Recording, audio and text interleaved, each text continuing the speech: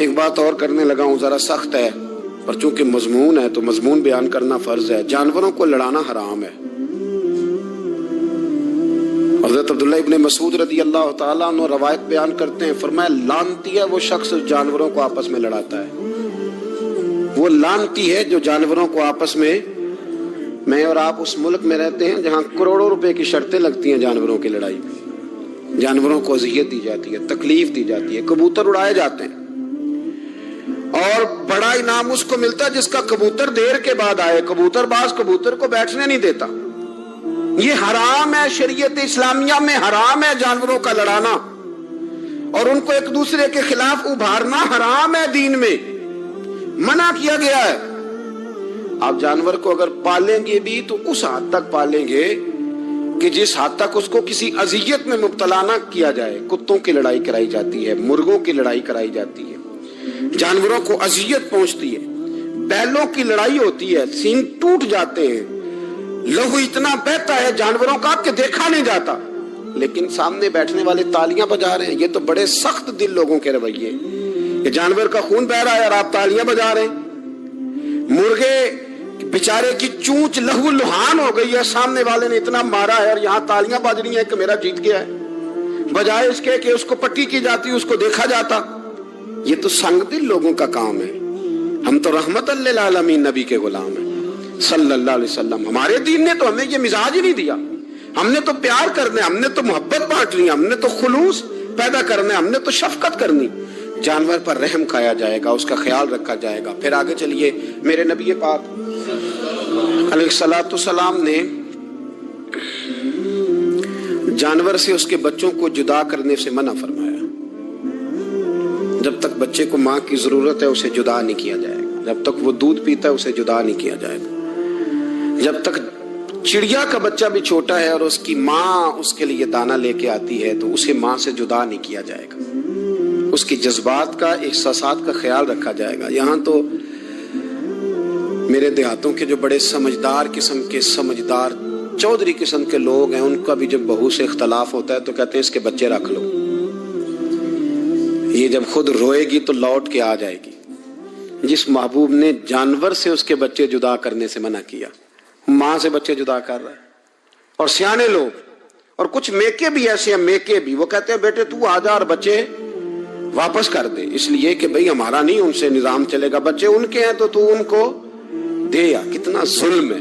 سیانا انسان ہو کے یہ بات کر رہا ہے، سمجھدار ہو کے، عقل مند ہو کے، ذی شعور ہو کے، دعویٰ ہے اس کی بزرگی کا۔ نبی رحمت علیہ السلام کے غلام حضرت ابو ہریرہ رضی اللہ تعالیٰ عنہ فرماتے ہیں، مشکات میں موجود ہے، فرمایا ایک چڑیا آئی اور آ کے میرے نبی کے کندھوں پہ بیٹھ گئی۔ جانے اس چڑیا نے کیا کہا کہ محبوب کی آنکھوں میں آنسو آ گئے، حضور روئے اور فٹافٹ حضور اٹھے، فرمایا کون اس کے بچے اٹھا کے لایا ہے؟ کس نے اس کے بچے اٹھائے؟ کون ہے؟ جلدی بتاؤ۔ تو حضرت ابو ہریرہ کہتے ہیں کہ صحابی ہے کہ یا رسول اللہ مجھے ذرا پسند آ گئے تھے تو میں اٹھا لایا ہوں۔ حضور نے فرمایا اسے واپس کر دے، ورنہ یہ میری بارگاہ میں شکایت کر رہی ہے تو قیامت میں بھی تیری شکایت کرے، اور جا وہیں رکھ کے آ جہاں سے تو اٹھا کر کے لایا تھا۔ میرے دوستو، دین اتنے اعلیٰ حقوق بیان کرے جانوروں کے اور انسان اس سے آگے بڑھ کے انسانوں کے ساتھ سلوک کرے۔ محمود غزنوی کا نام تو آپ حضرات نے سنا ہے۔ محمود غزنوی کے جو باپ تھے ان کا نام تھا سبکتگین۔ سبکتگین ایک آدمی کے غلام تھے، مزدوری کرتے تھے، کسی کے یہاں ملازم تھے، شکار کے بڑے شوقین تھے۔ فرماتے ہیں کہ میں تنخواہ تھوڑی کم لیتا تھا اپنے آقا سے اور اسے کہتا تھا کہ ہفتے میں ایک چھٹی مجھے ضرور دینی ہے، میں نے شکار کھیلنا۔ اور یہ بھی یاد رکھ لیں کہ شکار ضرورت کے لیے کھیلنا جائز ہے، شوق کے لیے کھیلنا جائز نہیں ہے۔ آپ شوق کے لیے جانور مار کے گھر آ گئے، شوق کے لیے جانور مارا اور گھر آ گئے۔ معاذ اللہ تعالیٰ ایسے بھی شہزادے ہیں سیاستدانوں کے، سیٹھوں کے، نوابوں کے، جو کہتے ہیں کہ ابھی وہ کوئی کھانے کے لیے تھوڑی شکار کر رہا ہے، وہ تو نشانہ پکا کر رہا ہے اپنا۔ معاذ اللہ نشانہ سمجھ کے جانور کو مارا جائے گا۔ اور یہاں تک باتیں سننے میں ملتی ہیں کہ جانور باندھا جاتا ہے، اس پہ نشانہ کیا جاتا ہے۔ رسول پاک علیہ السلام نے لعنت فرمائی ایسے شخص پر جو بندھے جانور پر نشانہ لگاتا ہے۔ یہ ہمارے شوق ہیں، یہ بڑائی کی علامت ہے۔ 4 پیسے آئے ہیں تو لوگوں نے یہ شوق پال لیے اور بے دریغ جانوروں پر لوگ بندوقیں اٹھائے گھومتے ہیں۔ سنو، सुबकुतगीन कहते हैं मैं शिकार का शौकीन था, लेकिन जरूरत के लिए शिकार करता था। हफ्ते में शिकार मार के लाता था, फिर पूरा हफ्ता हमारे घर वाले उसी को खाया करते थे। फरमाते हैं कि मैं तनख्वाह थोड़ी लेता था अपने आका से, महमूद गजनवी के वालिद सुबकुतगीन, कि मैं भाई हफ्ते में एक दिन शिकार करने जाऊंगा। कहते एक दिन मैं जंगल में शिकार करने गया तो कुछ जानवर कम नजर आए। सुबह से लेकर मैं घूमने लगा, असर का वक्त हो गया, कोई शिकार ना मिला। अब मेरे दिल के अंदर यह डर था कि अगर मगरिब मुझे यहीं हो गई तो मुझे कोई दरिंदा, कोई जानवर परेशान करेगा। इसी परेशानी के आलम में मैं दाएं बाएं देख रहा था कि हरनी का एक बच्चा मुझे नजर आया। मैंने झट से वो हरनी का बच्चा ही उठा लिया कि आज यही शिकार करूंगा। कहते मैंने उसे घोड़े के आगे रखा, अपने आगे गर्दन की जानिब, और मैंने घोड़े की लगामें इस तेजी से घुमाई कि सर पट घोड़ा दौड़ाया ताकि मगरिब से कबल मैं शहर में पहुंच जाऊं, ये जंगल का इलाका गुजर जाए। कहते हैं मैं बड़ी गर्मी थी, बड़ी प्यास लगी, पर पानी ना पिया ना घोड़े को पिलाया। सर पट दौड़ाया इस डर से कि कहीं ऐसा ना हो कि मैं जंगल में मुझे शाम हो जाए। कहते हैं जब मैं शहर से बाहर पहुंच गया तो मगरिब का वक्त भी शुरू हो गया। कहते हैं अभी मैं पहुंचा ही था, मैंने वहां घोड़े को रोका, खुद भी पानी पिया, जानवर को भी पिलाया। कहते हैं जरा मैंने आंख उठा के देखा तो जिस हरनी का मैं बच्चा लाया था वो भी दौड़ती हुई मेरे पीछे आ गई। कहते हैं वो पीछे मेरे खड़ी है, पता नहीं कहां से बेचारी दौड़ी। मेरा तो घोड़ा था और मैंने तो सांस भी नहीं लिया। 1.5 घंटा 2 घंटे मैं भगाता लाया इस जल्दी में के बाहर आना है। कहते पलट के देखा तो उसकी सांस फूली हुई हरनी की और ललचाई नजरों से मुझे देख रही है। दिल के एक कोने से आवाज आई कि आज तो 2 शिकार हो गए। बच्चा तो पकड़ा ही, इसकी मां को भी काबू करता हूं ताकि डबल शिकार हाथ आएगा। कहते हैं फिर अंदर से मेरा दर्द बोला, अंदर से मेरा रहम बोला कि एक मां अपना बच्चा लेने आई है और इस तरह तो उसे तकलीफ नहीं दी जा सकती कि उसे ब्लैकमेल करके मां को भी रख लिया जाए। कहते हैं जब मैंने उस हरनी की तरफ देखा तो उसकी नजरों में सवाल था, उसकी नजरों के अंदर सवाल था, कुछ मांग रही थी। कहते मैंने उस बच्चे की पुश्त पर हाथ फेरा, फिर मैंने बच्चा छोड़ दिया। कहते उसने पहले बच्चे को बाजुओं में लिया, फिर अपनी जुबान से अपना बच्चा चाटने लगी। कहते हैं फिर वो जब जंगल की तरफ जाने लगी तो एक दफा उसने मेरी तरफ देखा, दूसरी दफा उसने आसमान की तरफ देखा। जिंदगी में मुझे इतना सुकून कभी नहीं आया था जितना आज आया। कहते मैं घर गया, इशा की नमाज पढ़ी, बावुजू मैं बिस्तर पे लेट गया। लोगों मेरे नसीब देखो, मुझे मदीने वाले महबूब का दीदार नसीब हुआ। रसूल करीम अलैहिस्सलाम मेरी ख्वाब में आए, मैं रोने लगा। घर महक उठा, फूल खिलने लगे, खुशबुएं बिखरने लगी। कहते महबूब करीम तशरीफ लाए और क्या खूबसूरत जुमला है। महबूब फरमाने लगे ओ सुबकुतगीन, अगर तुझे बादशाह बना दिया जाए तो इंसानों के साथ भी इसी तरह रहम करेगा ना जिस तरह आज हरनी के साथ किया है। अगर तुझे बादशाह बनाया जाए तो रवैया यही रखेगा या बदल जाएगा। कहता मैं रो पड़ा। मैंने कहा यार सुल्ला, मैं तो गुलाम बनने के भी काबिल नहीं, तो बादशाह कैसे बनूंगा। फरमाया तेरी आज की अदा बड़ी पसंद आई है, अर्श के मालिक ने तुझे बादशाह बनाने का फैसला कर लिया। तेरी ये अदा बड़ी भाई है, बड़ी पसंद आई। फरमाते एक हरनी के बच्चे पे रहम खाया था, रब करीम ने मुझे बादशाही अता फरमा दी।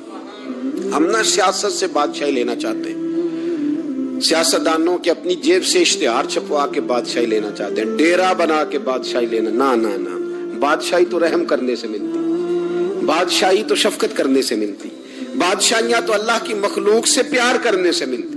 बादशाहियां हजरत इमाम अहमद बिन हंबल रहमतुल्लाह तआला अलैह फरमाते मैंने मावरा उन नहर एक मुहद्दिस का तज़किरा सुना कि वो मेरे महबूब की हदीसें बयान करते हैं। तो कहते हैं मैं शौके इल्म में उनकी बारगाह में पहुंचा। जब मैं गया तो कुत्ते को खाना खिला रहे थे। मैंने सलाम ली तो उन्होंने जवाब तो दिया पर कोई इतनी तवज्जो नहीं की मेरी तरफ। मेरे दिल में ख्याल आया मुहद्दिस हैं और कुत्ते के साथ इतना प्यार कर रहे हैं, मेरी तरफ देखा ही नहीं। तो फरमाते हैं वो कुत्ते को खाना खिला के फारिग हुए तो मेरी तरफ देख के कहने लगे अहमद बिन हंबल, मेरे इलाके में कुत्ते नहीं रहते, कुत्ते दूसरे शहर में ज्यादा पाए जाते हैं। ये भूखा था तो इधर आ गया था।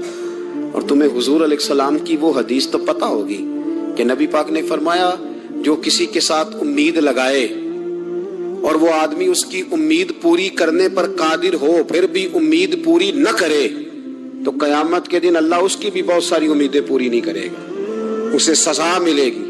उम्मीद पूरी करने पर कादिर था, मजबूर नहीं था, पर पूरी ना की तो उसे कयामत के दिन सजा मिलेगी। तो फरमाया ये कुत्ता उम्मीद लगा के आया था मेरे घर में खाने की, तो अगर मैं पूरी न करता तो फिर हुदूद की उस हदीस पर अमल कैसे होता, और फिर मुझे हदीसें बयान करने का मतलब क्या समझ में आता। इमाम अहमद बिन हंबल रहमतुल्लाह तआला अलैह फरमाते हैं, मैंने कहा उस्ताद जी इजाजत दे दें। कहा किधर आए थे? कहा हुजूर जिस काम आया था ना वो मेरा बड़ा ही अच्छा हो गया है, वो बड़ा शानदार हो गया। जो हदीस भी आपने बयान कर दी, और सिर्फ बयान नहीं किया, आपने तो अमल करके भी दिखा दिया है। आपने तो उस हदीस पर मनोवन अमल करके भी दिखा दी। जानवर के साथ उसने सलूक करना, उसके साथ प्यार करना, जानवरों का ख्याल रखना। कुछ जानवर मूजी होते हैं, शरीयत ने उन्हें मारने की इजाजत दी है, इजाजत दे दिया। जो जानवर तकलीफ देता है, अजियत देता है, उसे मारा जा सकता है, उसको हटाया जा सकता है, लेकिन जानवर के हुकूक का लिहाज करना, उस पर रहम खाना, उस पर तवज्जो देना। मैं बरतानिया के एक शहर की तरफ जा रहा था, तो रास्ते में ना ट्रैफिक बंद हो गई। तो आपको पता है मैप वगैरह निकल आए हैं, तो मैप से पता चल जाता है कि किस रोड पे रश ज्यादा है, किस पे रश कम है। तो मैंने अपने ड्राइवर से शिकवा किया कि मियाँ तुम तो कहते हो ये रास्ता साफ है, तो ये यहाँ तो ट्रैफिक है। कहने लगा हजरत साहब पहले नहीं थी, अभी हुई है, तो पता कर लेता हूँ। उसने नेट पर कोई चीज लगाई तो जवाब ये आया कि रोड पे ना आगे कुत्ते का एक्सीडेंट हो गया और एम्बुलेंस आ रही है कुत्ता उठाने के लिए। तो जैसे ही कुत्ता उठा के ले जाएगी ना, रोड खोल दिया जाएगा। मुझे ना शर्म आई मुझे, एहसास ने मुझे परेशान कर दिया। वो कहने लगा हजरत मैंने कोई ऐसी बात तो नहीं कर दी, आप तो परेशान हो गए। मैंने कहा यार परेशान इसलिए हुआ हूँ कि काफिरों का मुल्क है, कुत्ते का एक्सीडेंट हुआ है तो एम्बुलेंस कुत्ता उठाने आ गई है। अब मुसलमानों के मुल्क में कुत्ता अगर रोड पे एक्सीडेंट हो जाए तो वो गाड़ी के टायरों के साथ मसला तो जाता है, पर मरे हुए को भी साइड पे कोई नहीं करता। मेरे वतन अजीज में, मेरे मुल्क के अंदर कुत्ता अगर उसका एक्सीडेंट हो गया तो टायरों के साथ ही वो जाएगा।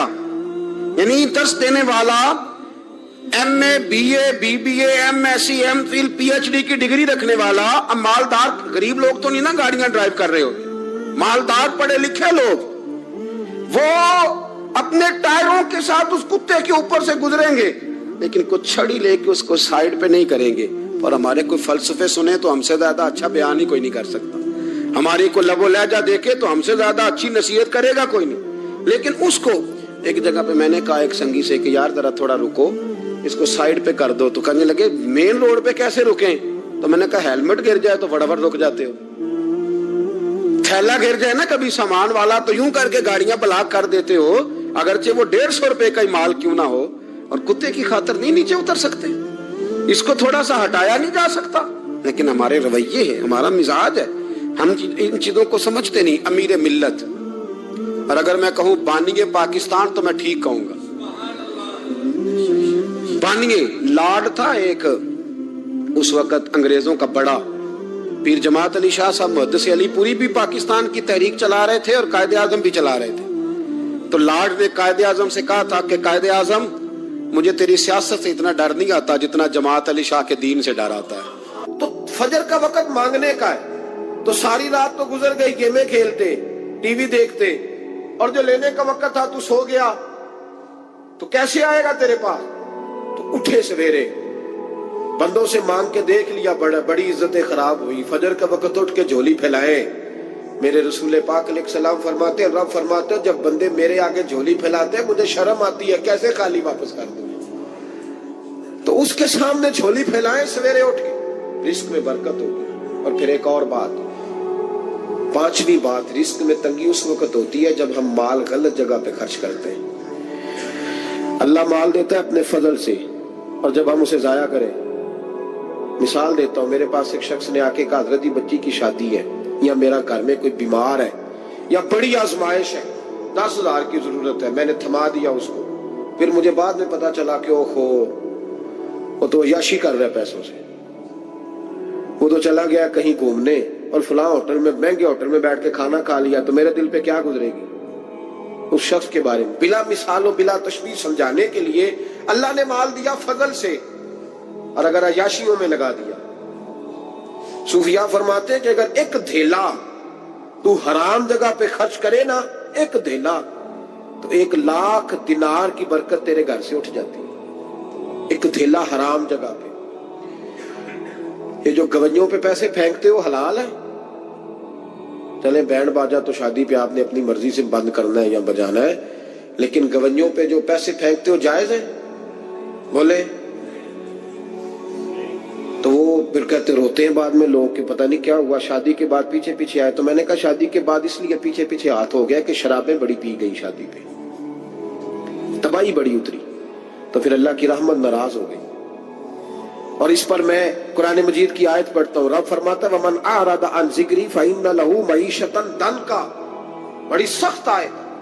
وَمَنْ أَعْرَضَ عَنْ ذِكْرِي، فرمایا جب تم میرے تذکرے سے، میرے ذکر سے منہ پھیر لیتا ہے، فَإِنَّ لَهُ مَعِيشَةً ضَنْكًا، تو میں تیری معیشت کو، تیرے رزق کو تنگ کر دیتا ہوں. تو تیری زندگانی تنگ ہوتی، اور جس کی زندگی اللہ تنگ کرے اس کی کوئی کھول سکتا ہے؟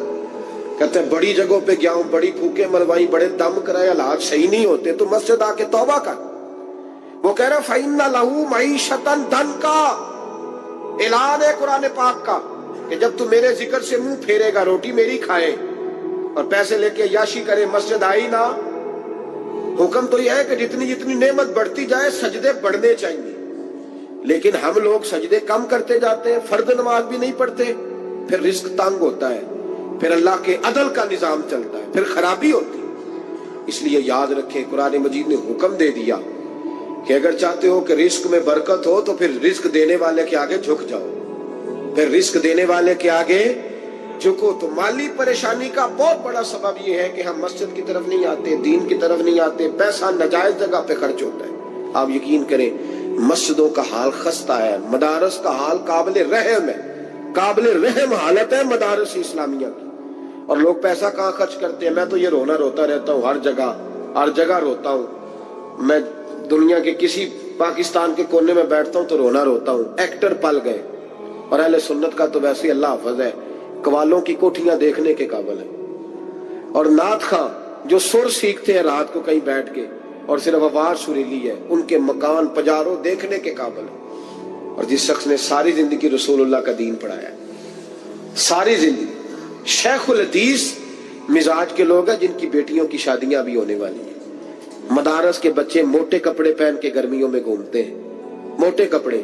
اور کوئی چودھری اگر کبھی دینے آتا ہے نا کسی مدرسے میں پیسے، تو کہتا ہے جی وہ میں نے 50,000 روپیہ خرچ کرنا ہے، تو کوئی جگہ کوئی کام بتائے کون سا ہونے والا ہے. میں کہتا تو لے جا کہا رہی، یہ کام بتائے. اب کسی امام کی بیٹی کی شادی ہونے والی ہے تو پہلے تجھے جا کے بتائیں کہ اس وہاں ہم نے خرچ کرنے. کہتے نہیں وہ میرا اعتبار نہیں، تو اعتبار نہیں تو جا دوڑ جا. یہاں کوئی بھوکے ننگے لوگ بیٹھے، یہ رسول اللہ کا نام لیتے ہیں، اور جو مصطفیٰ کا نام لیتے ہیں رب انہیں اتنا نوازتا ہے کہ کہیں کوئی کمی باقی نہیں رہتی. وہ کمال کر دیتا ہے جب وہ دیتا ہے. دروازہ رسول سے جسے ملتا ہے، میرے اعلیٰ حضرت بول کے کون دیتا ہے؟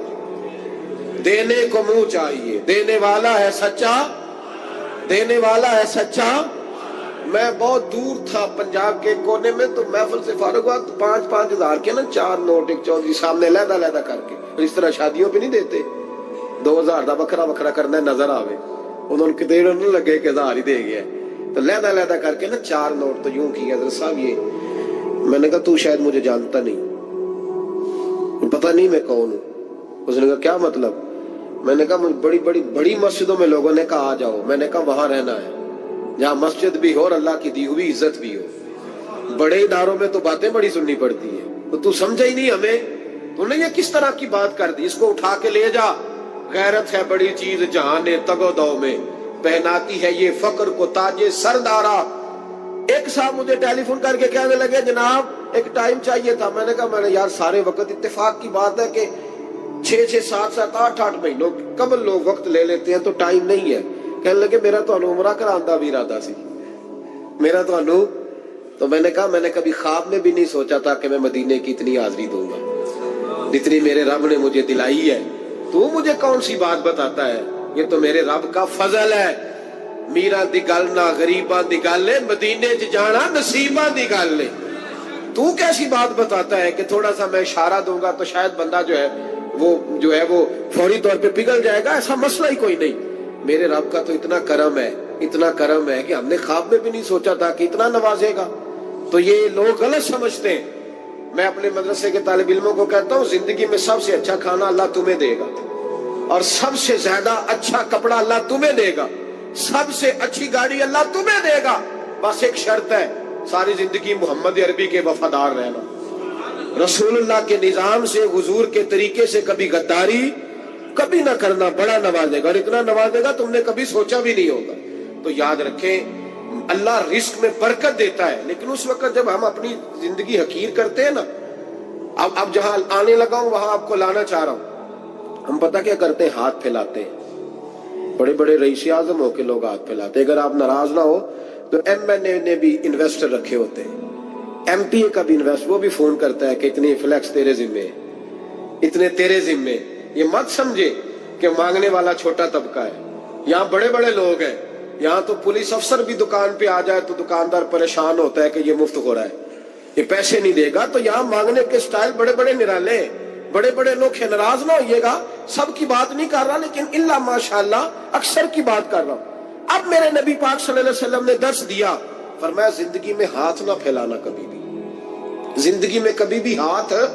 مالی پریشانی کا حل بتایا, میرے حبیب فرمانے لگے یوں نہ کرنا ورنہ پھر دوبارہ ساری زندگی اس طرح نہیں ہو سکے گا. فرمایا اپنی غربتیں چھپا کے رکھ, اگر اللہ کبھی آزمائش ڈالے تو اللہ کے ساتھ بات کر, اس کے نیک بندوں کے ساتھ بات کر, کبھی بھی یوں نہ کرنا ورنہ ساری زندگی پھر تم مانگتا ہی رہے گا. یا رسول اللہ کیا کریں؟ فرمایا تو دینے کا ارادہ کر, اللہ بھی تجھے مالا مال فرما دے گا. تو جس نے ہاتھ پھیلایا ہوا ہے نا, اسناد خان نے بھی, مولوی نے بھی, ایم این اے نے بھی, ایم پی اے نے بھی, اور وزیر نے بھی, اور مشیر نے بھی, اور کیا بتائیں کہاں تک. ہمارا تو وزیر اعظم کسی ملک چلا جائے تو اگلا ملک پریشان ہو جاتا ہے کہ شاید کچھ لینے آیا ہے. جن کو آج یوم پاکستان ہے, پاکستان مانگنے کے لیے نہیں بنا تھا, یہ دینے کے لیے بنا تھا. یہ تو دینے کے لیے بنا تھا. یہ تو وہ سلطنت بنائی گئی تھی جو درویشوں نے قائم کر دی اور اس ملک کو بھکاری بنا دیا ہے. لیکن ہم پھر بھی مایوس نہیں, یہ مٹی بڑی حسین ہے. انشاءاللہ تعالی یہاں سے ایسے پھول کھلیں گے کہ ساری دنیا کو خوشبو جائے گی. اس دھرتی سے انشاءاللہ تعالی ایسے درخت اگیں گے کہ سارا زمانہ سائے میں بیٹھے گا. میں دور نہیں نکلنا چاہتا. تو ایک رزق کی تنگی کا معاملہ یہ ہے کہ ہم مانگتے ہیں. کچھ لوگ اس لیے بھی کسی سے سوال کر لیتے ہیں کہ کوئی کہے نا امیر بڑا ہے. سوال شادی کا موقع آتا ہے تو 2-4 دوستوں کو فون کر لیتے ہیں, پھر رشتہ داروں کو بتاتے پھرتے ہیں کہ میں نے تو قرضہ پکڑ کے نکاح کیا ہے, قرضہ پکڑ کے رجسٹری کرائی ہے, تاکہ لوگ. تو جب تو ایک دفعہ مانگ لیتا ہے پھر ساری زندگی تیری مالی مشکلات حل نہیں ہوتی. ایک وجہ یہ ہے. اب آئیے ان پریشانیوں کے کچھ روحانی علاج ہیں. 2-1 باتیں عرض کروں. سورہ طلاق 2-3 نمبر آیت کی گھر جا کے تلاوت کریں. رب کریم نے فرمایا وَمَن يَتَّقِ اللَّهَ يَجْعَل لَّهُ مَخْرَجًا, فرمایا جب تو اللہ سے ڈرے گا تو اللہ ہر مشکل سے نکلنے کا تجھے رستہ عطا فرما دے گا. اور کیا خوبصورت انداز ہے قرآن مجید کا, اور ہم نے اس کا لاکھوں بار تجربہ کیا, 20 اور سینکڑوں بار یہ چیز ذاتی طور پر پریکٹیکل سے گزری. اللہ نے فرمایا ہر مشکل سے نکلنے کا رستہ بھی دے گا, وَيَرْزُقْهُ مِنْ حَيْثُ لَا يَحْتَسِبُ, اور اللہ تجھے وہاں سے رزق دے گا کہ تو نے کبھی سوچا بھی نہیں ہوگا. وَيَرْزُقْهُ مِنْ حَيْثُ لَا يَحْتَسِبُ, سے دے گا کہ تو نے کبھی سوچا بھی. ایک صحابی تھے حضرت عوف بن مالک رضی اللہ تعالیٰ, کہتے میرا بچہ کافروں نے قید کر لیا, گھر میں غربت پہلے بڑی زیادہ تھی, میں دروازہ رسول پہ آیا, حضور اب کیا کروں؟ تو کہتے ہیں نبی پاک نے فرمایا بھروسہ اللہ کی ذات پہ کر, توکل اللہ کی ذات پہ کر, اور گھر جا کے تسبیح لے کے میاں بیوی بیٹھ جاؤ اور پڑھو لا حول ولا قوت الا باللہ العلی العظیم, جاؤ پڑھو جا کے. کہتے میں گھر بیٹھا, ابھی چند تسبیحاں پڑھی تھی کہ دروازے پہ دستک ہوئی, دروازہ کھولا تو میرا بیٹا دروازے پہ کھڑا تھا, پلٹ کے دیکھا تو 400 بکریاں بھی لایا تھا. اور میں نے کہا بیٹا یہ کیسے آ گئی؟ کہنے لگے ابا جی مجھے ایک حویلی میں کافروں نے قید کیا ہوا تھا, میں بڑا پریشان تھا, لیکن ابھی تھوڑا دیر پہلے پتہ نہیں کیا ہوا, میں نے یوں ہاتھ لایا تو رسیاں کھل گئی, باہر نکلا ہوں تو 2-3 بندوں پہ نیند کا ایسا غلبہ تھا کہ بے ہوش ہو کے گرے ہوئے تھے. 400 بکریاں بھی تھی, میں نے دروازہ کھولا, بکریاں میرے ساتھ دوڑنے لگ گئی ہیں. تو میں 400 بکری بھی لے آیا ہوں, پلٹ پلٹ کے دیکھتا رہا ہوں, پر میلوں کا سفر ہوا وہ آئے ہی نہیں. تو والد کہنے لگے بیٹا چلو پہلے مصطفیٰ کریم سے جا کے پوچھ لیں, دیکھیں کیسے مالی مسئلے حل ہوتے. حضور سے جا کے پوچھیں کہ ہمارے لیے جائز بھی ہے کہ نہیں. کہتے ہیں دروازے رسول پہ جا کے ہم کھڑے ہی ہوئے تھے کہ نبی پاک نے فرمایا دیکھا رب کریم کا فضل، دیکھا، فرمایا تیرا بیٹا بھی آ گیا، تیری غربت کا بھی حل ہو گیا ہے، یہ کافر کا مال ہے، اسے مال غنیمت سمجھ کے استعمال کر، تیرا ہی ہے۔ تو لا حول ولا قوت الا باللہ العلی العظیم پڑھیں تو رزق میں پڑھیں گے انشاءاللہ، بول کے بتائیے پڑھیں گے انشاءاللہ تعالی۔ لیکن سنی قوم تویز پہ لگ گئی ہے، کہتے ہیں وظیفہ پڑھنا پڑتا ہے، آپ لکھ کے دیں گلے میں ڈالنے کے لیے تاکہ وہ ڈالتا جاؤں اور میرے اوپر پیسوں کی بارش ہوتی جائے۔ وظیفہ پڑھیں، وظیفہ پڑھیں۔ سنیں ایک اور وظیفہ سنیں، امام قرطبی نے تفسیر قرطبی میں لکھا رزق کی برکت کا وظیفہ۔ امام قرطبی نے لکھا ہے حضرت انس بن مالک رضی اللہ تعالیٰ عنہ کہتے ہیں ایک شخص حضور کی بارگاہ میں آیا، کہا یا رسول اللہ صلی اللہ علیہ وسلم غربت بڑی ہے، بڑا دکھی ہوں، بڑا پریشان ہوں۔ تو حضور نے وظیفہ بتایا، فرمایا جب بھی گھر جاؤ نا گھر والوں کو سلام کہنی ہے، السلام علیکم، یعنی کب کہنی ہے؟ جب بھی جاؤ۔ کب کہنی ہے؟ یعنی گھر سے نکلے ماچس لینے کے لیے، واپس آ کے کہنا السلام علیکم۔ پھر گھر والوں نے کہا ہو یاد نہیں رہا تھا، وہ تو چینی بھی ختم ہو گئی ہے، پھر گئے چینی لینے تو واپس آ کے پھر السلام علیکم۔ انہوں نے کہا ہو ناراض نہ ہوئیے گا، پتی بھی نہیں چائے کی۔ اب واپس گئے تو پھر واپس آ کے کیا کہنا ہے؟ تو نبی پاک صلی اللہ علیہ وسلم نے فرمایا جب بھی گھر جا السلام علیکم کہے اور 3 دفعہ سورۃ اخلاص پڑھ دے، اور سورت بھی وہ بتائی جو سب کو آتی ہے، قل هو اللہ احد اللہ الصمد لم یلد ولم یولد ولم یکن لہ کفوا احد۔ 3 دفعہ یہ پڑھ دے۔ صحابی بڑے سیانے تھے، بڑے مسئلے حل کرتے تھے ہمارے، فٹافٹ بول پڑے وہ صحابی، کہنے لگے حضور میری تو چھوٹی سی فیملی ہے، کئی دفعہ بچے گھر نہیں ہوتے، ننیال گئے ہوتے ہیں، تو پھر کیا کروں؟ حضور نے فرمایا جب گھر میں کوئی نہ ہو تو اپنے نبی پہ درود و سلام پڑھ دینا، تیرے نبی کا کرم تو تیرے گھر میں ہوگا نا۔ حضرت انس بن مالک رضی اللہ تعالیٰ عنہ فرماتے ہیں کہ ہم انتظار میں تھے کہ بندہ واپس آئے اور رزلٹ بتائے۔ کہتے ہیں وہ کچھ دنوں کے بعد واپس آئے تو عجیب بات کی انہوں نے، ہمسایوں سے کئی دفعہ بندے کی نہیں نا اتنی بنتی، اور کئی دفعہ لگتا ہے کہ میرا ہاتھ اوپر ہی رہے، یہ کہیں مجھ سے تگڑے نہ ہو جائے۔ کہتے ہیں وہ آئے تو نبی پاک صلی اللہ علیہ وسلم نے کہا کیا حال ہے تیرا؟ تو عرض کرنے لگے یا رسول اللہ صلی اللہ علیہ وسلم وظیفہ تو میں نے اپنے لیے پوچھا تھا اور میرے تو ہمسائے بھی امیر ہو گئے، حضور تو میں نے اپنے لیے پوچھا تھا اور میرے دائیں بائیں والے لوگوں کو بڑی برکت ہوئی ہے۔ تو میرے محبوب مسکرانے لگے، حضور فرمانے لگے گویا برکتیں تیرے گھر میں جب برسی ہیں تو چھن چھن کے ان کا فیض اللہ نے تیرے ہمسایوں کو بھی عطا فرمایا۔ مشکل تو نہیں وظیفہ، کیا کرنا ہے؟ نہیں تو نہیں آکھنا مشکل لگتا مجھے، تسی کر دینا سلام لو، تسی کہنا بندے اسی ہیں سلام اسی لویے، تسی لو جاؤ کے دوبارہ گھر جا کے کیا کرنا ہے؟ چلے کچھ نہ کچھ 55% بولے ہی ہے ماشاءاللہ۔ کیا کریں گے؟ السلام، اور پھر کیا پڑھنا ہے؟ سبحان اللہ۔ 3 دفعہ سورۃ اخلاص پڑھ دیں، فرمایا اللہ برکت پیدا کر دے گا۔ اب سنیں، ایک دوست آئے کہنے لگے حضرت جی بڑے پیروں کے پاس گیا ہوں، مالی مسئلہ حل نہیں ہوتا، تو میں نے کہا میں تجھے نبی پاک کی بارگاہ میں نہ لے جاؤں، پیروں کے پیر کے پاس نہ چلے جائیں۔ میں نے کہا سن تیرا مالی مسئلہ حضور حل کر دیتے۔ مشکات میں حدیث ہے، ایک صحابی نے کہا حضور غربت ہے، فرمایا روز رات کو سورۃ واقعہ پڑھ، تیرے گھر میں فاقہ نہیں آئے گا۔ اور یار بتاؤ جب نبی پاک نے کہہ دیا نہیں آئے گا تو آئے گا، حضور نے کہہ دیا نہیں آئے گا تو آئے گا، اللہ اکبر، آ ہی نہیں سکتا۔ تو وہ والا وظیفہ پڑھ جو مصطفیٰ کریم نے بتایا ہے، اور رب کریم کی بارگاہ میں گویا نیت ہو کہ یا اللہ میں کوئی خود تو نہیں نہ پڑھ رہا، تیرے نبی نے بتایا ہے، سورۃ واقعہ پڑھ، تیرے گھر میں فاقہ۔ حضرت عبداللہ ابن مسعود رضی اللہ تعالیٰ عنہ بیمار ہو گئے، شدید بیمار، اور بیٹیوں کے باپ تھے، بیٹیاں زیادہ تھیں۔ حضرت عثمان غنی رضی اللہ تعالیٰ عنہ کا دور خلافت تھا، جناب عثمان غنی تیمارداری کرنے آئے اور کہنے لگے عبداللہ آپ بڑے بیمار ہیں، ابن مسعود آپ بڑے علیل ہیں، کچھ پیسے نہ بھیج دوں خزانے سے؟ تو حضرت ابن مسعود کہنے لگے ضرورت نہیں، کہا آپ کی بیٹیاں ہیں کام آئیں گے۔ تو آپ فرمانے لگے میں نے بیٹیوں کو خزانہ دے دیا ہے۔ کہا کیا خزانہ دیا ہے؟ کہنے لگے میں نے اپنی بیٹیوں کو پابند کر لیا ہے، وہ رات کو روز سوتے وقت سورۃ واقعہ پڑھ کے سوتی ہے۔ تو نبی پاک نے کہا فاقہ نہیں آ سکتا تو لہذا میری بیٹیوں پہ کبھی فاقہ نہیں آ سکتا۔ تو روز یہ تو کہتے ہو داماد جی سے کہ بھئی آپ مہربانی کرو کو خرچہ بڑھاؤ، بچی بڑی پریشان ہے، تو بچی کو بھی ایک خزانہ دے دو, اس کو کہو بیٹے روز رات کو سورت واقعہ پڑھا کر, رات سورت واقعہ پڑھے, صبح سورہ ملک پڑھے, دن کے وقت سورت بقرہ پڑھے.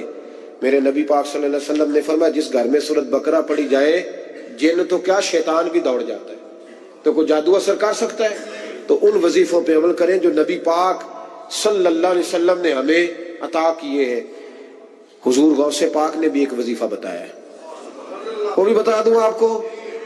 غوث اعظم رضی اللہ تعالیٰ عنہ کی خدمت میں ایک شخص آیا, اس نے کہا حضور بڑی تجارت کرتا ہوں, کام نہیں چلتا. فرمانے لگے اب تو اللہ سے تجارت شروع کر دے.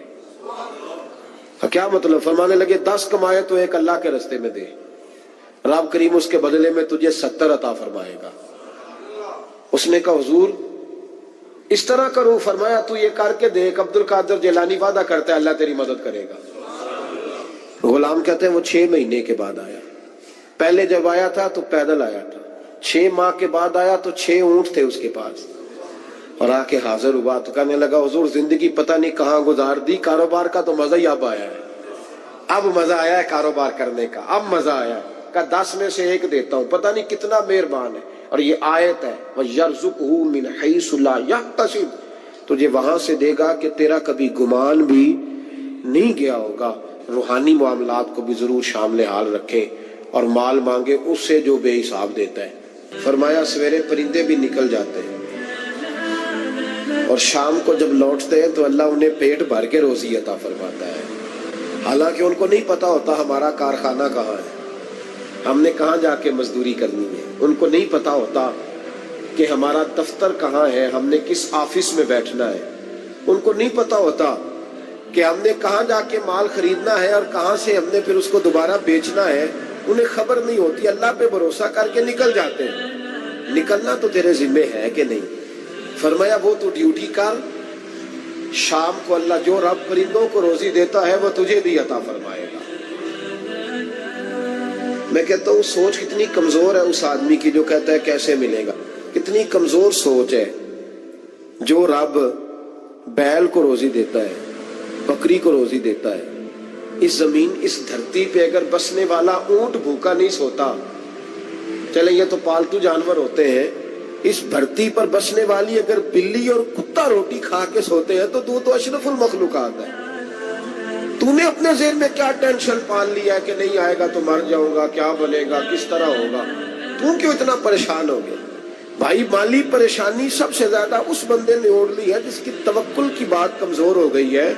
تو سیدھی توجہ اپنے رب کریم کی جانب رکھ, سیدھی توجہ اللہ کی جانب کر. رب فرماتا ہے ذمہ تیرا نہیں, ذمہ میرا. لیکن تنخواہ ایک آتی ہے گھر میں, جب ایک بچہ ہوتا ہے تو تب بھی کام چلتا ہے. جب اللہ 2 بچے دے دے پھر بھی اس تنخواہ سے کام چلتا ہے. جب 3 ہو جائے پھر بھی چلتا ہے. جب 4 ہو جائے, نہیں آپ نہ بھی بولے تو بات تو صحیح ہے, بہرحال کام پھر بھی چلے. اسی تنخواہ میں سے جب بندہ بڑے بیٹے کی شادی کر کے بہو بیاہ کے لے آئے تو پھر بھی کام چلتا ہے. اور جب اس بیٹے کو اللہ بچے عطا کر دے تو اسی گھر میں, اسی آنگن میں, اسی چھت کے نیچے کام چلتا ہے. تو پھر تو مان جانا کہ چلانے والا تو نہیں, چلانے والا کوئی اور ہے. پھر تو مان جا کے چلانے والا کوئی تو اس وقت جب تنخواہ تیری لگی تھی تو کہتا تھا ابا ابھی میری شادی نہ کر, میں بیوی کو کیسے کھلاؤں گا. تو وہی شخص ہے جس کی چھت کے نیچے پھر 1.5 درجن پوتے بھی پل رہے اور گزارا ان کا بھی ہو رہا ہے. تو رزق کا ذمہ کس کا ہے؟ اللہ کا, اللہ کا ذمہ. اب ہمیں پتہ ہے پہلی بات تو پریشانی اس لیے اتار دینی چاہیے کہ ذمہ ہمارا ہے ہی نہیں. اب دوسری بات یہ کہ ذمہ داری کس کی ہے؟ اللہ حکیم بھی ہے اور علیم بھی ہے. حکیم بھی ہے اور جانتا بھی ہے اور اسے پتا بھی ہے کہ دینا کس طرح ہے. اب ہم پتہ کیا کہتے ہیں؟ کہتے ہیں وہ جو بندہ پجاروں میں بیٹھا ہے وہاں اسے نہیں بیٹھنا چاہیے تھا, تو میرا حق تھا. تجھے زیادہ پتا ہے کہ اللہ کو؟ بول کے بتانا کس کو پتہ زیادہ ہے. کیوں جی؟ تو آپ اصل ٹینشن پتہ کب لگتی ہے؟ جب بندے کہتے ہیں نہیں وہ پجاروں میری تھی, میرا حق تھا. وہ جب گزرتی ہے نا پاس سے مہران کے تو مہران والا ٹینشن بڑی لیتا ہے. حالانکہ اللہ کو زیادہ پتا ہے کہ وہ حق.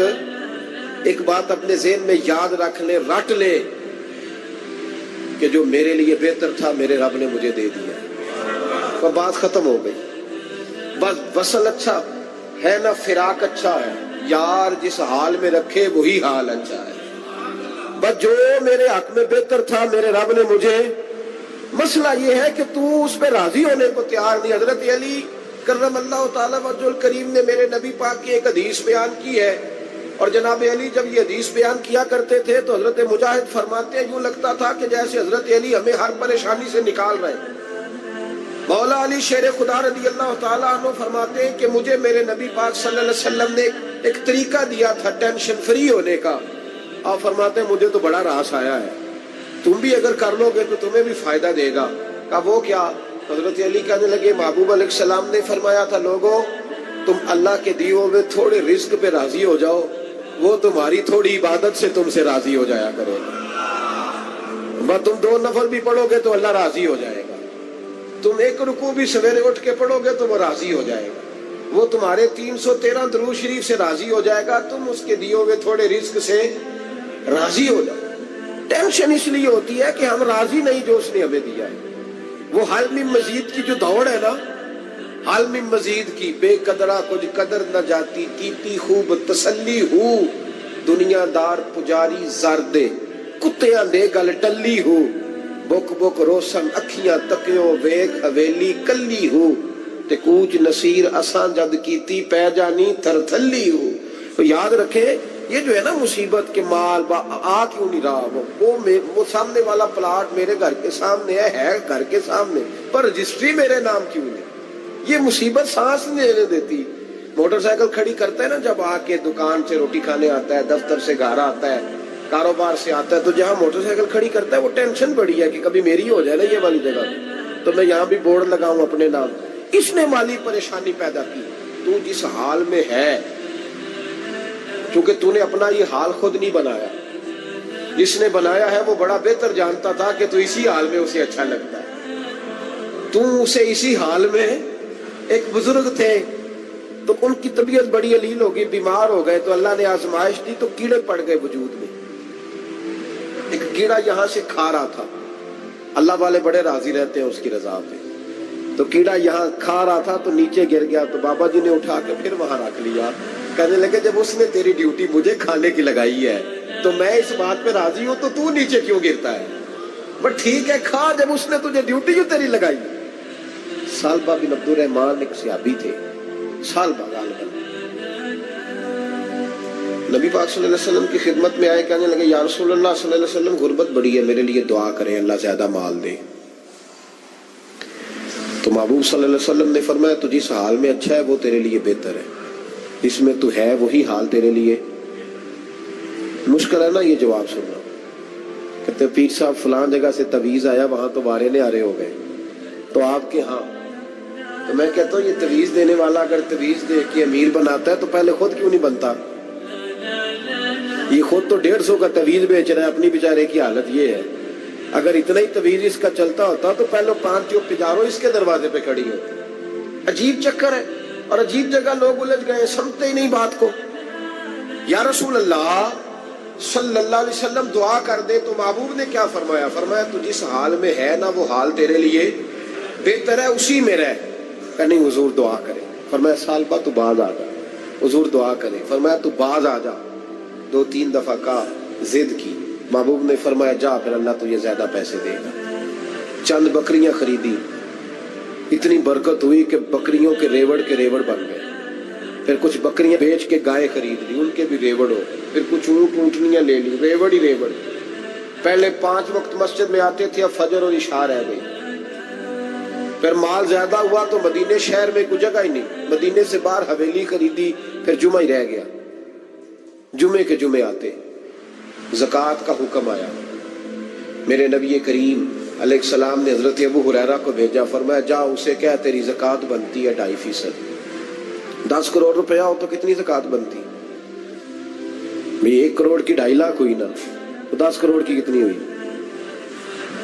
تو بڑی مصیبت ہے جب بینک سے میسج آتا ہے نا کہ 25 لاکھ نکل گیا تیرے اکاؤنٹ سے، بہت بڑی مصیبت، بڑی ٹینشن ہوتی ہے۔ ایک صاحب میرے پاس آئے، ان کی زمین اچانک مہنگی ہو گئی، اچانک، پہلے کچھ 15-16 لاکھ کی ایکڑ زمین تھی، پھر وہ کروڑ کی ہو گئی، تو میرے پاس آئے، کہنے لگے وہ 10 کروڑ روپے बनते हैं तो ज़कात, तो मैंने कहा आपने क्या किया? जरी ज़मीन पे उशर आता है, उस पे ज़कात नहीं आती, तो आपने क्या किया? कहने लगे वो कुछ सोसाइटी के रूल के मुताबिक मैंने फाइलें वगैरह ले ली हैं, अब मैं ना कभी मौका आएगा तो उनको बेचूंगा। तो मैंने कहा अब तो आपका ये माल हो गया बिजनेस का, तो अब तो उस पे ज़कात आएगी। 10 करोड़ पे जब 25 लाख सुना तो कहने लगे फौरन देनी पड़ती है कि थोड़ी थोड़ी से भी काम चल जाता है। तो मैं उनका चेहरा देखने लगा, मैंने कहा नहीं वो तो आपको पता है, वैसे हजरत उमर फरमाया करते थे बांट के ना दो, कोशिश करो किसी एक कोई दो, चलो किसी का तो कुछ बच जाए, तो एक कोई देनी चाहिए। कहने लगे तो मतलब ये ऐसा ही हुक्म है? मैंने कहा आप किसी और से तहकीक कर ले। अब ये वही लेते वक्त नहीं तुझे टेंशन हुई कि 15 लाख का करोड़ हो गया, तो उस वक्त तूने कहा कि या अल्लाह, तो ये कैसी सोच है मुसलमान, किस तरह का इसका? हमारे यहाँ जब किसी आदमी पे हालात खराब होते हैं ना, तो सबसे पहले वो इस तरह करता है कि जो मैं कहीं अल्लाह के रास्ते में देता हूं पहले उसे बंद करो।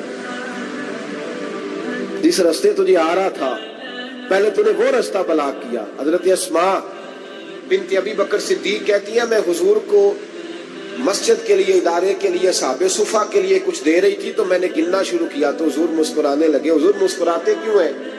तो फरमाने लगी, महबूब फरमाने लगे अस्मा अल्लाह के रास्ते में गिन गिन के न दिया कर, वरना वो भी तुझे गिन गिन के देगा, तू उसके रास्ते में बेहिसाब दे, वो भी तुझे बेहिसाब ही अता फरमाएगा। लेकिन पहले ये वाला पहले दरवाजा बंद करो, यहाँ से पैसे खत्म हो रहे हैं, तो इस तरह करना भाई। इस दफा सूट जरा गर्मियों वाले ना खरीद, लेकिन जो तू अल्लाह के रास्ते में दे रहा है उसे देता रहे। लेकिन हम अपना नुकसान कर, ज्यादती करते हैं अपने साथ। मैंने आपको पहले भी बताया था प्यार की बोली है, फिर बोलता हूँ। एक बड़े बड़े प्यार वाले दोस्त है, एक दफा मुझे कहने लगे कि आप कई दफा ऐलान करते हैं तो मुझे अच्छा नहीं लगता, और आप इदारा भी बहुत ज्यादा बनने वाला है, बड़ी चीजें मैं देखता हूँ जो हो तो बड़ा निजाम अच्छा हो जाए, आप दुआ करें अल्लाह मुझे पैसे दे तो मैं बड़े सारे खर्च करूंगा उसके रास्ते में। तो मैंने कहा या अल्लाह इसे 10 करोड़ दे, ये 9.5 करोड़ तेरे रास्ते में दे देगा।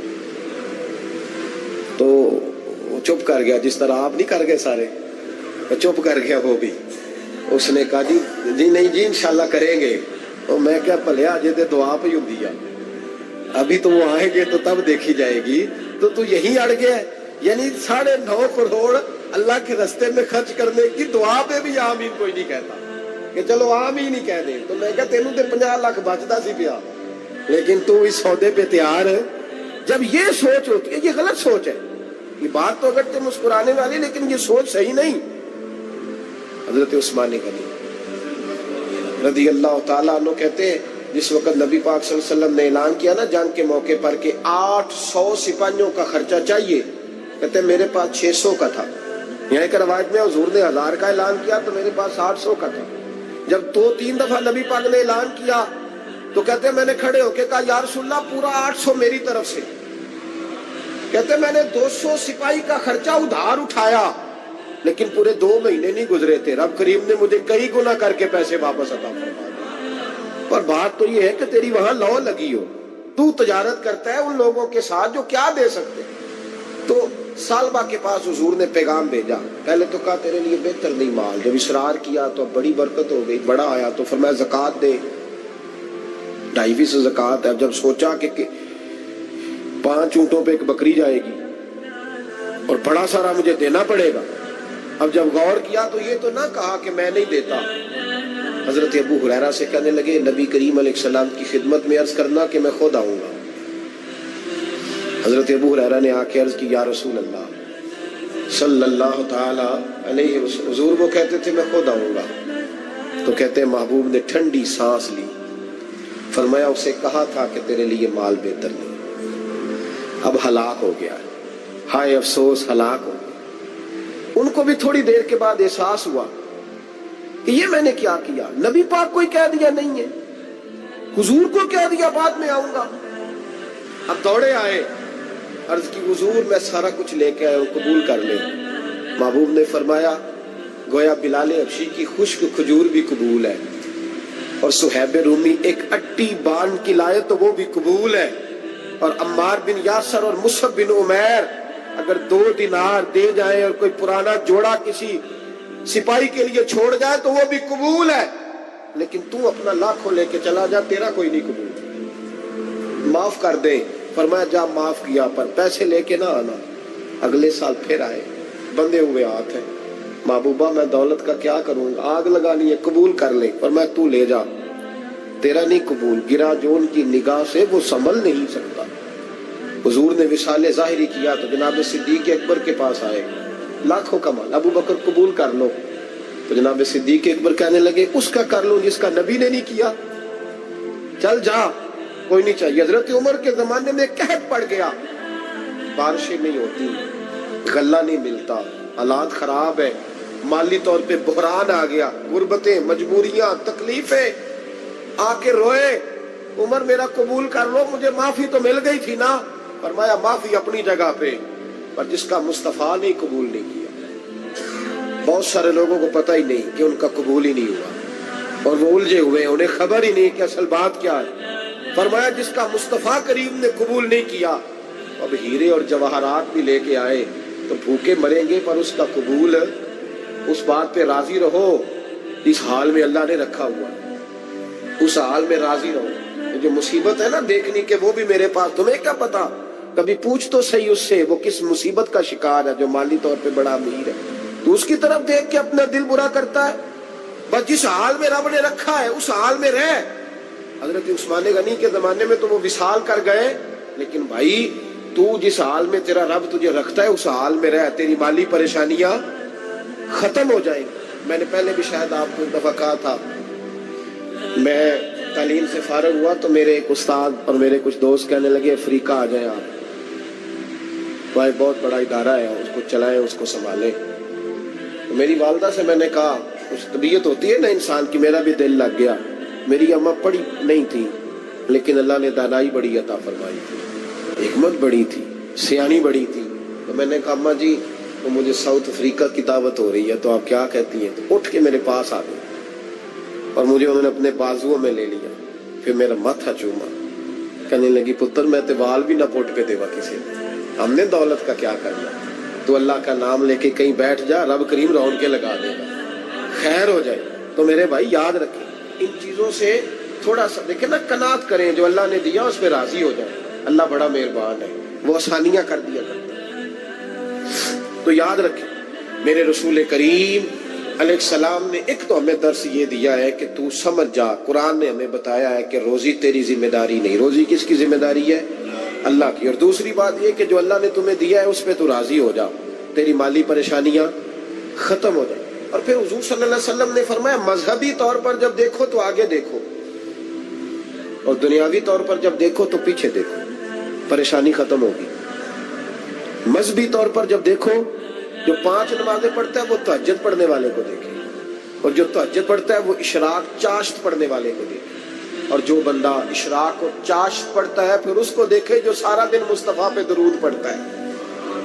ऊपर ऊपर देखे कि मैंने और नेक होना है, और नेक। और जब माली मामला है तो फिर नीचे देख, अगर तू बैठा ना पजारों पे तो फिर टूडी वाले पे नजर कर, उसका क्या हाल है। और अगर तू वहां बैठा है तो देख, मेहरान वाला भी तो गाड़ी चला ही रहा है। और अगर तू वहां है तो मोटरसाइकिल वाला देख, और तू वहां है तो फिर साइकिल वाले पे नजर, और अगर तू साइकिल वाला है तो पैदल वाले को देख, अगर तू किराए के मकान में रहता है तो फिर झोंपड़ी वाले को देख, और अगर तू झोंपड़ी में रहता है तो फिर भी परेशान ना होना, कुछ ऐसे भी है जिन्हें झोंपड़ी भी नसीब नहीं, जो सड़क पे लेटे हुए। और अगर तू तंदुरुस्त है ना तो कभी जाके अस्पताल में देख हाल क्या है, लोग किस हाल में। तो हम शुक्र नहीं अदा करते, उसका नुकसान क्या होता है, नेमतें चली जाती हैं। अल्लाह फरमाते लाइन शकर तुम लाज़ीदन्नकुम, तो शुक्र अदा कर, मैं नेमतों में इजाफा कर दूंगा। तो भाई माली परेशानी का तीसरा सबब ये है कि हम देखते हैं माली तौर पर ऊपर, तो फिर हमें तबीयत बिगड़ती है। और फिर माली परेशानियों के कुछ और असबाब भी हैं। इमाम शाफी फरमाते हैं जिन घरों में लोग फजर की नमाज के वक्त सोए होते हैं उन घरों में रिज्क नहीं आता। आप फरमाते हैं फजर का वक्त अल्लाह के देने का वक्त है, उस वक्त अल्लाह बांटता है। हुजूर सल्लल्लाहु अलैहि वसल्लम का फरमान है ना हदीस में कि तहज्जुद के वक्त अल्लाह पहले आसमान पे नुज़ूल जलाल फरमाता है जो उसकी शान के लायक है तहज्जुद के वक्त, और वो कहता है मांगो मैं तुम्हें अता करूंगा। लेने की बारी आए तो बंदा समेट समाट के अंदर घुस जाए। हमारे यहाँ ये होता है कि इशा के बाद बच्चे बैठते हैं मोबाइल लेके, तहज्जुद का वक्त आता है तो उनकी आंखें बंद होनी शुरू होती, तो लेने के वक्त तो तू सोया था, तेरा मसला कैसे हल होगा? भाई जब कोई आदमी खैरात बांट रहा हो तो जो प्याला पीछे कर ले उसे मिलेगा? कहते उस वक्त आना जब मैं बांट रहा था, अब तो किधर आ गया है? मिसाल दे रहा हूं। तो फजर का वक्त मांगने का है, तो सारी रात तो गुजर गई गेमें खेलते, टीवी देखते, और जो लेने का वक्त था तू सो गया, तो कैसे आएगा तेरे पास? तो उठे सवेरे, बंदों से मांग के देख लिया, बड़ी इज्जतें खराब हुई। फजर का वक्त उठ के झोली फैलाए। मेरे रसूल पाक अलैहिस्सलाम फरमाते हैं, रब फरमाते हैं, जब बंदे मेरे आगे झोली फैलाते हैं मुझे शर्म आती है, कैसे खाली वापस कर दूं? तो उसके